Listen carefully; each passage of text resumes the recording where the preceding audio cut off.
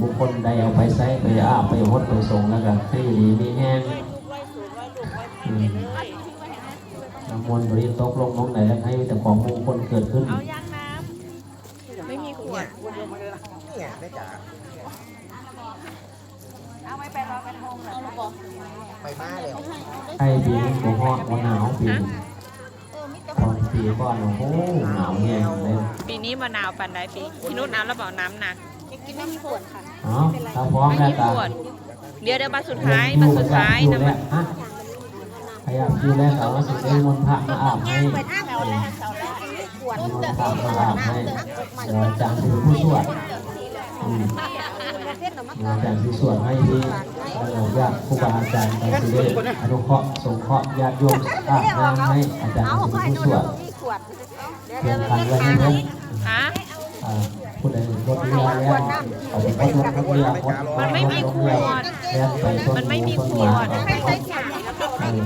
รถหน้าเรือรถบอกมันไม่มีขวดมันไม่มีขวดโลกลางไปเอาเข้ามาเถอะยากแก้เสือเลยยากนั่น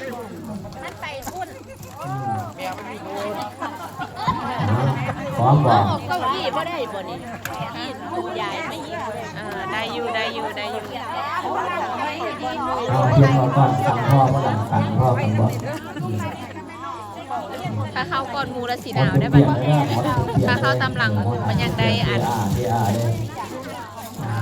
หดน้ำมนต์หดให้หดขังเลยเด้อแต่ละคนแล้วตักใหม่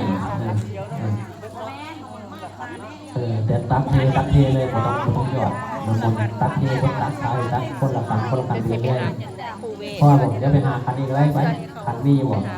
มีจะขันตัวนี้ฮะหน่วยฮะขันบ่มีขันไปกันมีถูกจุดปูเวทนะขันไม่อยู่ไว้ขันไม่อยู่4-5 อันให้พระ5 องค์คือคนครูองค์ละ2 คนนะรับผิดชอบองค์ละ2 คนรับผิดชอบองค์ละ2 คนไปหมดเอ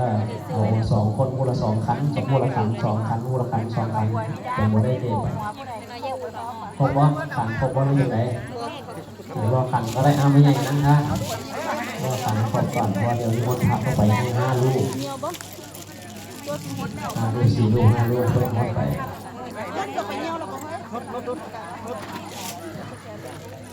เปิดสายยางต้องเปิดสายยางไว้ตั้งนานยังนานเลย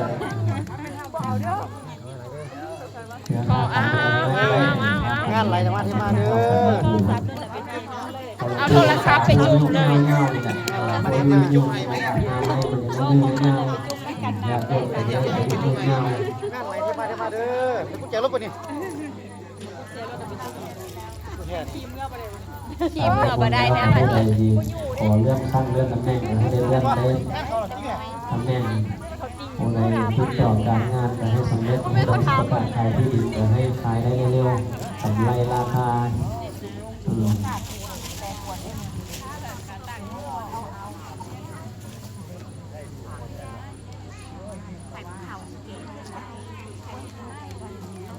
บ่ได้จะถูกอาบแล้วจะประกาศเลยบ่มันอยู่ได้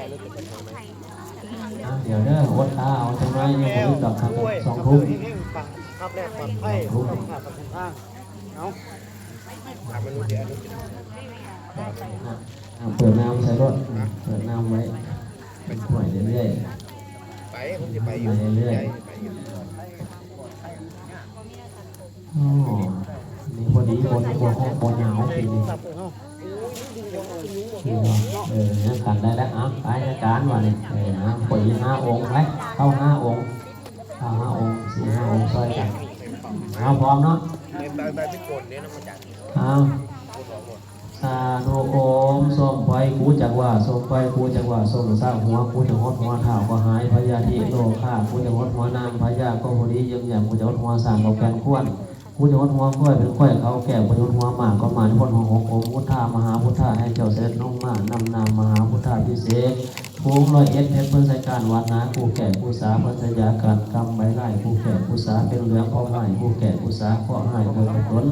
กูแก่กูสาเพิ่นผลคนนี้จับเจ้ากูแก่กูสานกเข้ากูของขวัญกูแก่กูสาหนึ่งเขาเลี้ยงเป็นเหลืองกูแก่กูสา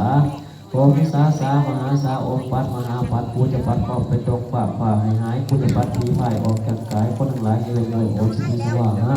ยุติปิโสภควาพระเทวาพระจันทร์เทวาพระข้านเทวาพระบุตรเทวาพระราเทวาพระสุเทวาพระเสาเทวาพระเกศเทวาพระโอเทวาเจ้าปู่ภูเสด็จลงมารักษาอายุชาติของบุคคลทั้งหลายเหล่านี้ล่าทีนี้ตัวกระบอกชีวิตของพระที่ก่อนกูไม่ต้องรักต้องสูงต้องโลภต้องเอต้องกำบังเกาะตัวนอกต้องสะบังเกาะตัวในต้องโทษใดๆขอให้ชนะมงคลคุ้มโทษโทษาวินโนสนิทิโสภควานโมพุทธายะนันทัตตายะข้าบูชานังปาปังมหานิวาลนาปริตสานุภาเวนะหันตวาเตสังอุปัฏเวพุทธังเมตตานาชาลิติธรรมังเมตตานาชาลิติสังฆังเมตตานาชาลิติ